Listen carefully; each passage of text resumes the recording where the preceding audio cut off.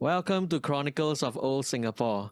This is Dr. Loh KS, and I'm here to talk about memories of Singaporeans before our Lion City became a global city state.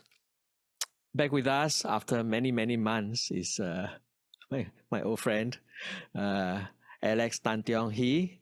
I can't understand how I forgot that Orchard Road, is an area of memory for Alex. Should have remembered that, but after I've done the fabulous interview with Tong Siu Hin, who lived at 198 Orchard Road, I just came to my mind that Alex is someone I can tap on for his own memories of Orchard Road. Siu Hin, of course, if you have not watched her video, please do so. She was a resident at 198 Orchard Road in a time before Orchard Road was transformed. Alex was not a resident.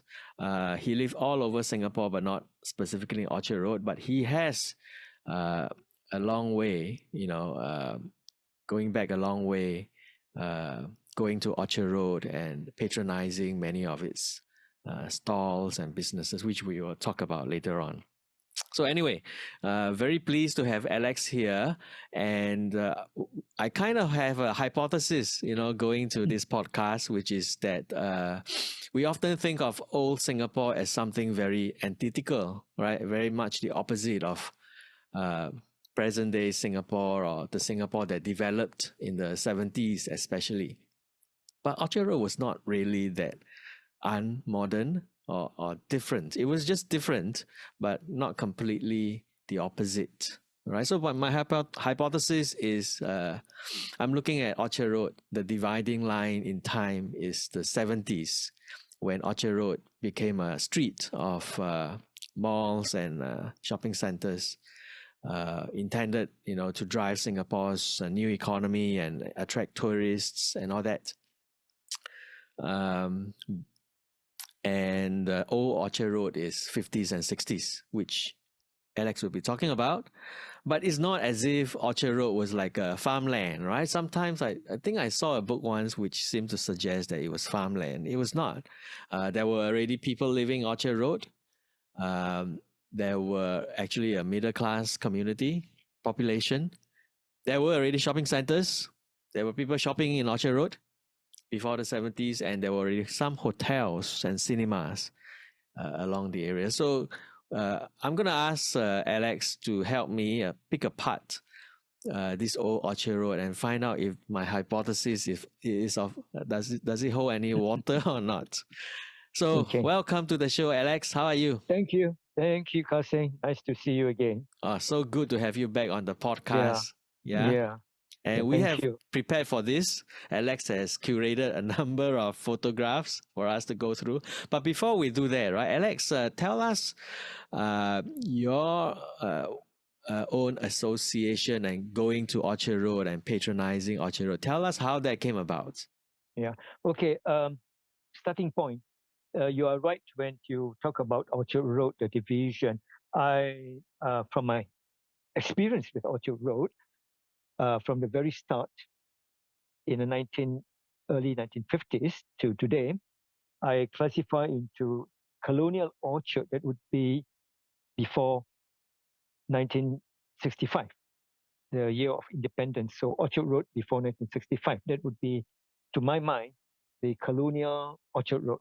And then from 1965, or rather late 60s, 68 thereabout, the year of Vietnam War and the hippies, from that period right up to, I would say,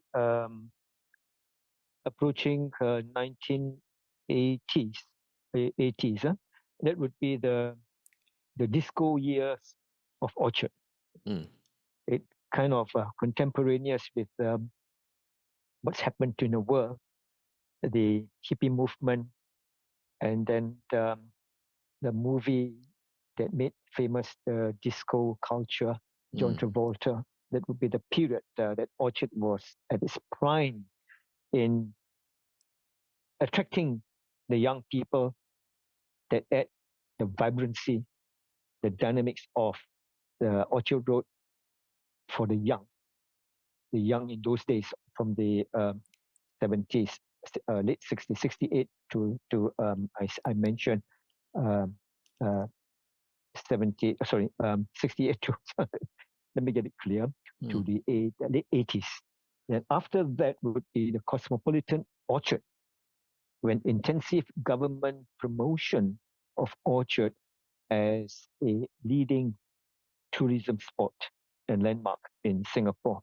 And that's where you have the array, the array of shopping centers and malls and high buildings, which today, regrettably, I hardly go to Orchard because I don't see any reason, save for doing some expensive shopping. But beyond that, I never go to Orchard, even for the entertainment, the restaurants, and they are just completely lost touch with the buildings, where they are, what they are, and what's going on in these buildings, the shopping malls.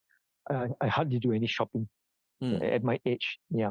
So that's the three categories that I portray Orchard in my own vision, in my own understanding of Orchard. Yeah, just briefly, right, to say this current day Orchard Road is actually a transformation of what Orchard Road was in the 80s and 90s, because I grew up as one of the Orchard Road, youths and young people, and me and my classmates and my friends would go to Orchard Road very often. But even that Orchard Road, right, which I'm very familiar with, is largely gone. I mean, some of the places still remain, but then there are the, on that Orchard MRT Road side, especially, that's been completely transformed. You have now Ion, you have Somerset, you have got the malls there.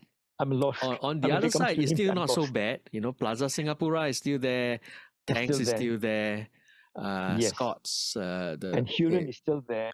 Okay, so tell us, Alex, in the 50s to the 70s, maybe, why did you go to Orchard Road? Right, okay. Life in those days, no TV, no karaoke, no nothing, all right? After work and away from after school, and to where I lived, in that period, it was in Bukit Timah in the 1950s. And Singapore was population of 1.2 million. And my father comes home very tired, but of course wants to be with the family. So we took the liberty of spending our evenings, dinner time, going out to eat mostly. Yeah. And Orchard Road was the least when it comes to eating out, because there are hardly any prominent restaurants. Most of the restaurants were in Chinatown, and we talked about that the other time. So it would be passing by Orchard and then looking at car showrooms, right? And looking at a few shops here and there, landmarks like Wee Nam Sing, a very notable, prominent provision shop covering, I think, two shops, and they're very big. Okay, and of course the barber, the very famous barber, just before Wee Nam Sing, is known as Modern Barber, and they're very, very. It's very large. It's very long. The shop, very long inside, and it's got something like no less than 12 or 15 seats. My father's favorite barber. And then before that row, we have Stella Doro, my mother's favorite. And of course, the only cinema there, Pavilion, which shows British-made movies and a few of Hollywood movies, right?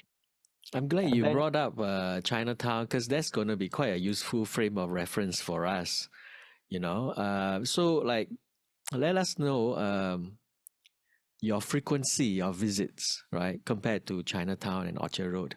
How was that like?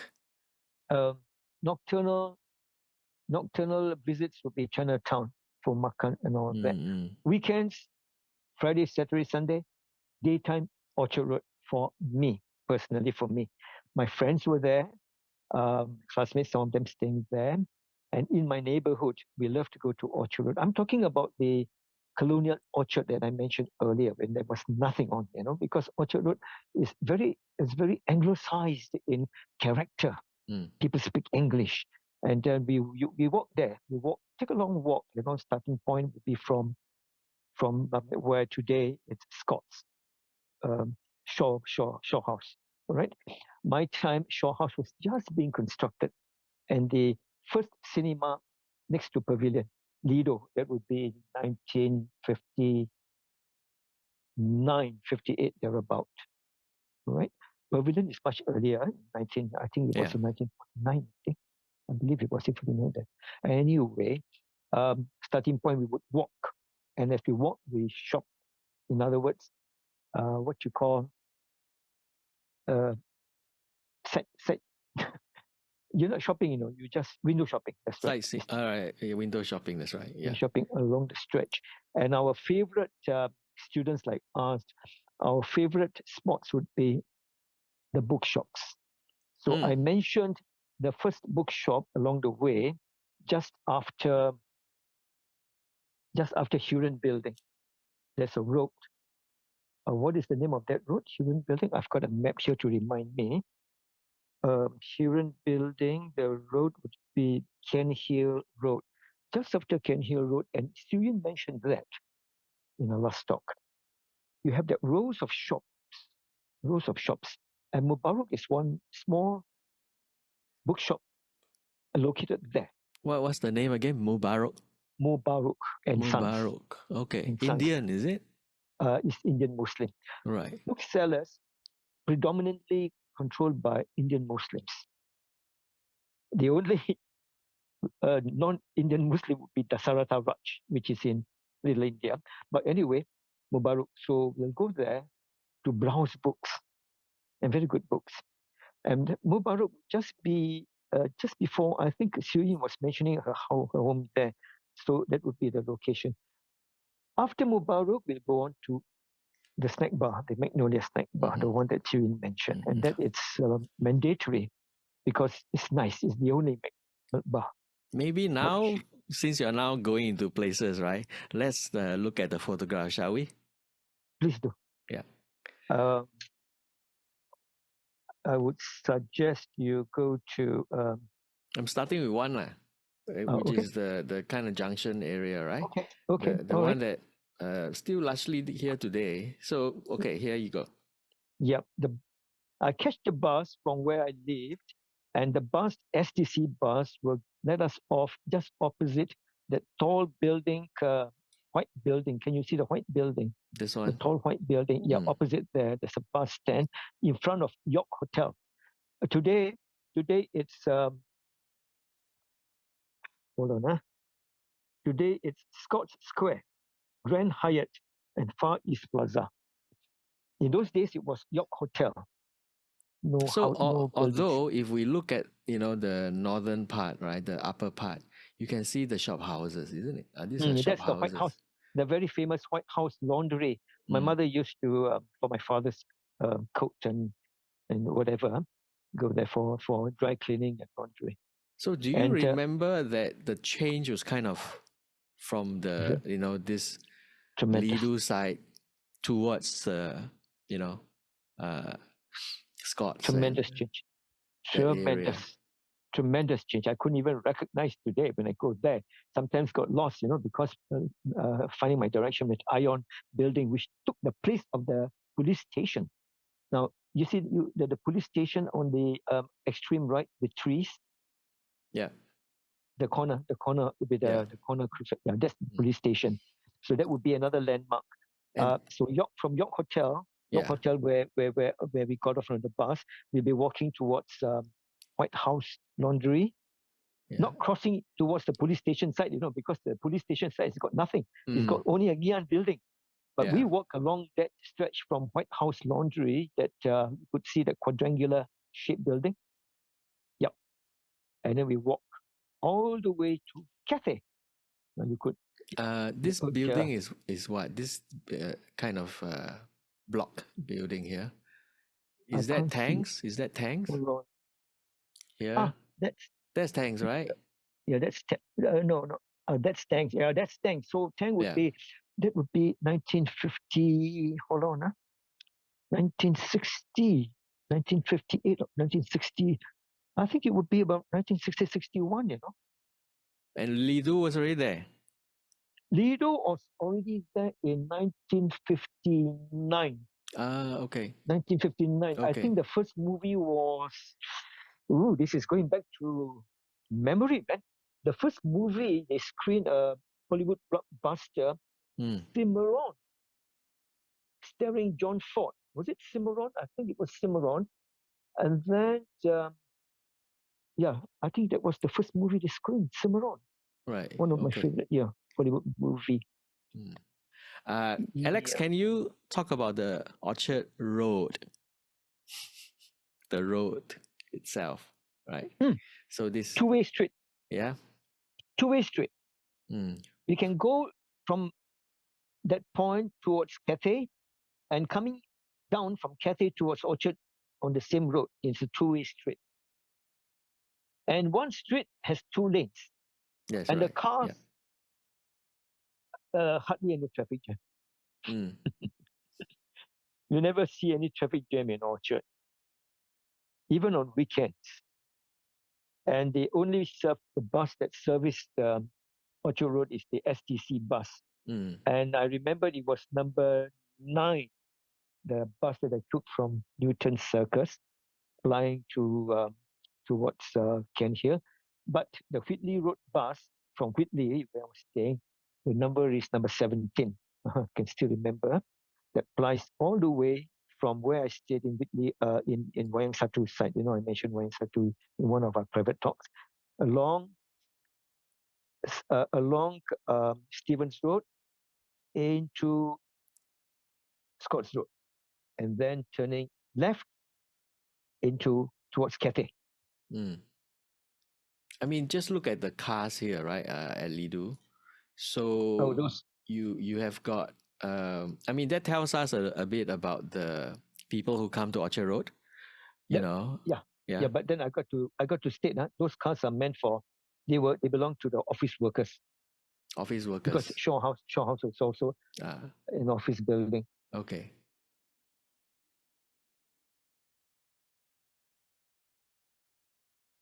You got that? Got it. Yeah. So also on the opposite side, there's a car park as well. So not actually, not many car park. I don't recall. There's one here, right? Is that? Yes. See? Yes. Also, but I don't recall my. I mean, we have a driver, chauffeur, parking our car there because it's so easy to park. In those days, you don't pay. There's no payment for parking. It's free parking anywhere in Singapore. So maybe not a car park as such, but a parking area are quite easy to find. Exactly. Because there's even one here, right? Even inside here, near Tang's. Yes, that's right. Right. All right. Okay, since we're on this area, this location, can I fast forward in time to 10 years later in 1968-69, opposite Tropicana? I mentioned to you Tropicana. We have the photo of that. Do you want to look at the photo? Might as well, because since we are here, we won't be visiting again. This is the second one. That's Tropicana, which has been renovated second time. The first Tropicana, were more or less similar in shape and size. It's the leading entertainment spot in Singapore, where it incorporates a restaurant and the shows after the restaurant, or rather in between your dining, shows are being performed. And it's restricted, it's highly restricted only to above 21. Because for the first time in Singapore, the authorities introduced, or rather gave permission, for topless artists to perform. And I remember the first topless artist from Japan. And that's because I was invited with some of my father's friends, old friends, to dining. And we were all adults. So I was a very young adult. So I had that opportunity, call it privilege, to sight these topless bars. It was something unprecedented, something very important in my changing my lifestyle. And the restaurant, they serve excellent food, Cantonese cuisine. And in the daytime, it served dim sum, luncheon for lunch. And a very popular restaurant for weekends, especially on Sundays, completely packed. And you've got to wait for your queue, your turn, whatever, on Sundays. Very popular dining place. Recall, in those days, not many restaurants, unlike today's in Singapore. Now I'm talking about Chinese restaurants. Huh? Okay, so enough of Tropicana. Let's go back sorry, the restaurant and the topless dancing are separate. The topless dancing is held in the restaurant for diners having their dinners at dinner time, 8 o'clock plus. Right, and this they are dancing on the stage, right? There's a stage. Right. It's not erotic dancing, right? It's synchronized dancing. A group dance, right? I like the word you use, synchronized group, rather than erotic, because it's not pole dancing. My thinking will be pole dancing. No, not that. You're too advanced already at that time, that era. It was quite not that bad after all. It's group It's dancing. Still quite mild, right? It's still quite mild. Is the word. Yeah, it's not meant to be erotic. It's just, I don't know why they had allowed it, this kind of mild. Well, I remembered Koek Street's statement, and that is to attract tourism, to promote tourism, because Singapore was in the throes of economic development. In any economic sector that you could capitalize, just do it. So tourism is one industry that the government was emphasizing, because there's no capital. Tourists come to Singapore, and then they visit the place, shopping, whatever. And these are the little landmarks offered to them with shows, so they come. And unlike today, it's so competitive. People come to Singapore. You've got Shanghai, you've got Guangzhou, you've got, of course, Hong Kong, and then you've got now Hanoi. So it's competitive. So it's a different dynamics. It seems a bit strange, though, that it would be inside a Cantonese restaurant, right? If it's tourists, wouldn't it make more sense to have it in a Western restaurant? Yes, quite right, because Singapore is still very oriental in character, in definition. So they talk about coming to Singapore, not where our famed Chinatown is located, and then everything is Chinese, because we are majority Chinese population. So there we have it. Let's go on. Yeah. Anything else before we go back in time? Sure, no worries. This then, where is this? Okay. This would be the second photo after walking from the bus station that we got off, across White House Laundry, and then past Tang. Can you see Tang on your extreme right? Let's say about that's the building. So the orientation is different now, right? Now we are looking up towards.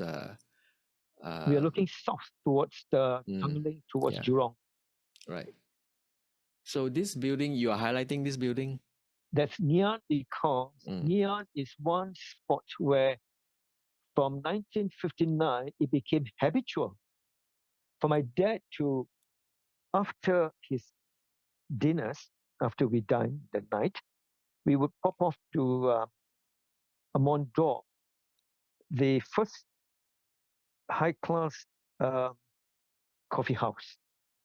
We had Magnolia, that would be the 1950s, but that's very conventional. The new talking point would be Mont d'Or. How do you spell Mont d'Or? Mount as in mountain, d'Or. Okay. As in love, mountain of love, Mont d'Or. How do you spell d'Or?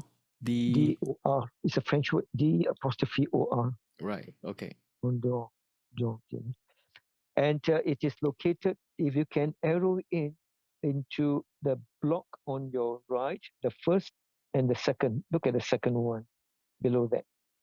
That would be where Mont d'Or is located. I can still remember, because before that is a car showroom on the base, on the ground floor. Your Right. arrow just goes slightly towards your right, towards the right, slightly. That would be the car showroom. And I remembered my cousin who graduated from Australian Melbourne University, got a job as an engineer in Singapore in 1962, or rather 61. And he, being an engineer, my brother introduced him rather, a car showroom where Taunus, Taunus, Taunus was the French car. And he being an engineer, he knows better about cars. And he ended up buying a car there. Taunus, the car, Taunus. And then, okay, your arrow, now go left. After Mondo, there's Mondo, go left some more. And that would be one of the high-class boutique shop, Town and Country. Very nice title, Town and Country. British, yeah? It's English, British. My sister, she graduated from England. She's very, everything in English, she's very all British or Britain. And she loved going there looking at the latest European fashions in that Town and Country. And I think after that, there is another car showroom, if my memory serves me right. Mazda cars being sold there. Asia Motors. Yeah, I think it's correct. Asia Motors. The owner happened to be a friend of my father, and I still remember his name, Mr. Peng, P-N-G, Mr. Peng. And he introduced my father his new models of cars imported, Mazda. And my father was of two minds, buying Mazda or retain his old car, which is the Wolseley, a British car. But then, of course, questions were asked about the standard of engineering in Japan making cars. So he took the liberty of turning down the request, the invitation, and continued retaining his old Wolseley car, which serves him well because it's British made. And of course, engineering wise, it's a very good quality car. So that would be another very interesting photograph that I took. And also because in one of the apartments, it was rented out to my father's friend, a scholar from, I think from a Chinese American scholar, I believe. Can't quite remember, but I think he was staying there because he came to Singapore to do a research on the politics of. We were in Seattle. Singapore was in, this region was one time SEATO, Southeast Asia Treaty Organization, and I think they tried to imitate NATO in the geopolitics of this part of the world. So he wanted to, meaning my father's friend, this professor, the scholar, to carry out a research on the geopolitics of Southeast Asia. And he stayed there, he rented there. And I remembered because my father used to go there to visit him. And I went along with my father just for a while. I did mention to you 10 minutes ago about York Hotel. Just a little footnote. York Hotel was also a hotel where Professor Maurice Friedman, each time he comes to Singapore, he would reside there. He would stay in a hotel there with his wife, Professor Mrs. Friedman, a very well-known economist from London School of Economics and a very close friend of my father. And Professor Maurice Friedman, in those days in York Hotel, he was staying there. He authored a book on the study of Chinese lineage system. Alex, to cut in, Alex, the Ngee Ann Building, is that where Ngee Ann City was built later on? The Ngee Ann City would be the empty square on the left. Okay. And what happened to Ngee Ann Building? It became, Ion, and then you got Atrium, My time it was hold on, the Indonesian embassy. What is it called? The Indonesian embassy there. And then that stretch just after Ngee Ann Building, you are seeing now. Can you see the stretch of? It's not a road. It's a kind of a, what is it? A pathway or lane or what? In, into the deeper part of that empty plot of land. That today is the is the is the what you call oh no, it's gone. I'm sorry, I beg your pardon. No, from that point it became Takashimaya. Yeah. Right Okay. Right up to Orchard Link, which is where we'll be coming to it later. So I just want to go back to that original photo, right? The first one. We can't really see, right? But we are looking at the area here on the right corner, top right corner. We are looking at the area opposite the old Ngee Ann Building. The old I'm not talking about Takashimaya. I'm talking about the old Ngee Ann Building. Yeah, on right, top right corner here. Yes. Look at CK Tang. Look at CK Tang. Opposite CK Tang. Yeah, correct. And so, opposite that. So if you look at this map, all this is cleared, right? So what would be around this area where they are cleared? Well, are these houses, they are cleared? No, it was a cemetery. Cemetery? Okay. Chinese cemetery? Yes. Did I send you photo number 1? Photo number 1 in our series of photos that I sent you much earlier than this. The first of the photos that I sent you. Up that year. You got it. So where are we? Okay. All right. We will be. You got to squeeze your eyes. Look at this. Is it possible to enlarge a little bit? Sure. Not too much, because I'm trying to identify Goodwood Park Hotel, which is at the. You mean here? Top. Is it? No. Goodwood Park Hotel, top right. Okay. Your arrow. Can you point your arrow at 1 o'clock? Okay, so you mean Orchard Road is here is the junction, right? Yeah. And then Orchard Road is here, right? I wanted to direct you from Goodwood Park, the stretch of road that leads you to this. Look at 1 o'clock in the photo. 1 o'clock. Yeah. No. That's noon. 1 o'clock. Now go down to 2 o'clock. Yeah. Road. Can you push back to the arrow where you were when we left off? Yeah. Okay. Now slightly slower. Go down. Let's say. Okay. On the left. That no. On my left. In other words, left of. Sorry, on your right. On the right. Mm-hmm. That is good. You got it. That is Goodwood Park Hotel. Okay. Right. Then you see the road. You see the road stretching. Continue. Right. The junction here, right? Yeah. We were there. So Alex, what time is this? What year is this roughly? This is really older, right? Very old. I think it's 19 pre-war. This is definitely pre-war. Yeah. 19.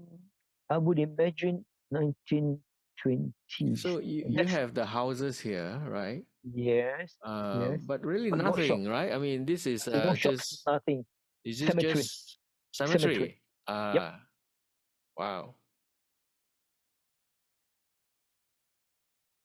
Do you know the name of the cemetery? Oh, Orchard Road Cemetery. No, it's a Chinese cemetery. Teochew Ngee Ann. I think it's Ngee Ann Cemetery. Teochew Cemetery. Okay. The entire area, the plot of land belongs to the Kongsi, the Ngee Ann Kongsi, founded by Xia Yuqin in 1832, and a very rich Hui Kwan, as rich as Hokkien Hui Kwan, the two richest. Yeah, so you can really see the contrast. At some point, there was a spurt of development. Exactly. And Ngee Ann decided to build its, huge building here. Yes. And begin. So you could visualize the changing time so fast from that period in something like from there. Maybe Alex, I think you mentioned you had friends who stayed here, right? Are there houses you think around this area? No more. I don't think, because these are all gone. I mean, in the past, were they staying in these houses? No, they were all in the terrace houses, the one that Chin was mentioning. I see. Yeah, the whole stretch, the shop houses, plenty of them. Okay, great. This is a great map, a great contrast. We Great we contrast, look at the. Go to your right. Go to the right. You can see the roof of the building. That would be the roof of the various showrooms, car showrooms. Lots of them, plenty of them. Right. You're talking about showrooms like. Hold on, I jotted it down. The showrooms such as Million Motors, Wern's Brothers showroom, Orchard Motors, Borneo Motors, Cycle and Carriage, Universal Cars. And subsequently, where did they go? Did they go to Alexandra? I wouldn't know because I don't follow developments on removal. I take it you're right at Linky, located in Linky. Correct. Yeah, Linky. Yeah, but some have closed down, like Cycle and Carriage, I think. Cycle and Carriage isn't here. Cycle and Carriage was opposite McDonald House later when we talk about that area. Do you think the showrooms would be a mix of locally made cars like CNC and Ford, and then some imported cars as well? 100% imported. 100% imported. Okay. And no Japanese cars at that time. Japanese first car, Mitsubishi. I think Mitsubishi arrived in 1961 or 62, thereabout. I'm talking about the 50s. My time, 54, 55, 56, 57, 58, 59, that time. What was your family car? Wolseley. We had two cars, the Morris Minor, which my father sold to buy the Wolseley. A very good car. Very steady and quite high duty. In other words, it rarely breaks down. And whilst we are on the subject of showrooms, we will walk along that stretch towards, later on, only in 1960 was there a Fitzpatrick. Before 60, there wasn't a Fitzpatrick. It was just some old houses or, I can't remember, but that area there, which is just before Bideford Road, today occupied by the Paragon. That would be Fitzpatrick. I think you are looking at the roof of Fitzpatrick. Your arrow, could you go down? Bottom of the photo, I think, and I believe that would be the roof of Fitzpatrick. Okay.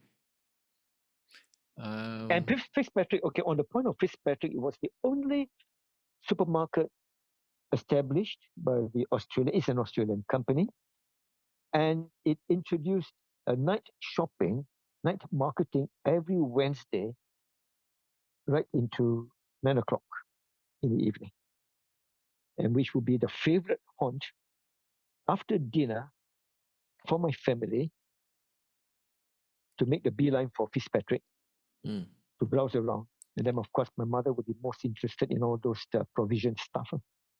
So explain to us, Alex, your father was a regular patron and lover of Chinatown, but he also loved Orchard Road in another way, isn't it? He was a bon vivant. He loves things in life. So a variety of life has always been one of his pets, and also, I need to mention, he loves going to Islamic restaurant and Jubilee restaurant, and also walking in the Kampong Glam, because that's where he loves to see old Malay heritage building. My father, being a historian, he's got that particular attachment and nostalgia for things of old. And also love of different cultures, right? Yes, indeed. Yes, indeed. Yeah. So from Fitzpatrick, we continue walking. As I said, we could walk up to Cathay, and that would be during school holidays, Christmas period, occasional weekends. And it would be just about the only place that you could really walk and enjoy in Singapore. Next to Chinatown, of course. Yeah. The feeling of going to Orchard Road would be quite different from the feeling of going to Chinatown, would you say? vary entirely because one is Western, one is very Chinese. The Chineseness in Chinatown, the character, you can't get lost. Everything is Chinese, you know. You hear the gongs, the funerals, the death houses, the clan associations would be practicing the dance and the gongs, the playing of the gongs, Yeah. and of course the dirtiness. Correct. And Tell us the smell. How is the smell? Well, compared to Orchard Road, did Orchard Road have a smell? No smell. And a bit of as you pass Yeah. Prince Hotel Gunny, when they open the doors, you could feel the air gushing off the aircon from Prince Hotel Gunny. Fitzpatrick also, you know, when later in the 1960s, you could feel, just open the main door, the gush of aircon air. And it's very entertaining. You just feel good. So Orchard Road was quite well maintained, would you say? Because of the education of the residents there. Residents residing there, they were educated and people in the very middle and middle upper class. And of course, not forgetting the colonial settlers, or rather the British community. Most of them is settled in the houses in the vicinity of Orchard. Right. Let's move on. Okay. Oh, I love this building. This would be where my father's friend, a son, one of the sons of Dr. Lim Boon Keng, he too became a doctor, and he started his practice there called Boon Keng Clinic. You can't see from the photo. It's on the right hand side. Where are we now, roughly? After C.K. Tang. This would be after C.K. Tang. Okay. Today it would be, hold on. Today it would be, I think today would be Knightsbridge Mall. Lucky Plaza? Knightsbridge Mall. No, much further. Much further. Okay. Much further. Paragon? In other words, it's much after Paragon. Paragon would be the showroom, the motor showroom. Right. Okay. Got it. And then if you punch your arrow on the right, that white portion of the building, on the left, on the left, that would be where a new restaurant, my time in 1950s, was located, Cozy Corner. Yeah, that's the name of the restaurant? The restaurant, and that answers your point about the European, because it's so European and serving European food. Cozy Corner serves European food with a mix of local food. Is this a showroom also? Or this is a workshop? Safety it's a workshop. mottos. Okay. Oh yeah, it's a workshop. Yeah, I included this photo because I remembered my motor car, one of our family car was sent there for repair. So it's a bit of a memory, nostalgia. Right. And you've got families living on the second floor, right? Yes, families living on the top floor and business shops on the bottom. And of good mind too, because you stay bottom. I mean, you stay on top, and then if you own the shop beneath, so it's just having two bites of the apple. We Unfortunately, Go ahead. This photo was taken just one part. It's quite a stretch. So unfortunate, because I love this. It's a very old building and a very plain and simple, and you could visualize, you could imagine the kind of lifestyle, daily lifestyle, very quiet, very passive, and hardly cars, and only for weekends do we get cars. On any ordinary day, in the morning, evening, it would be very, very quiet. People go to work, and Orchard Road has got nothing much to offer in the way of shopping, in the way of sightseeing. Yeah. So that's the photo. Very nice photo. Nice photo.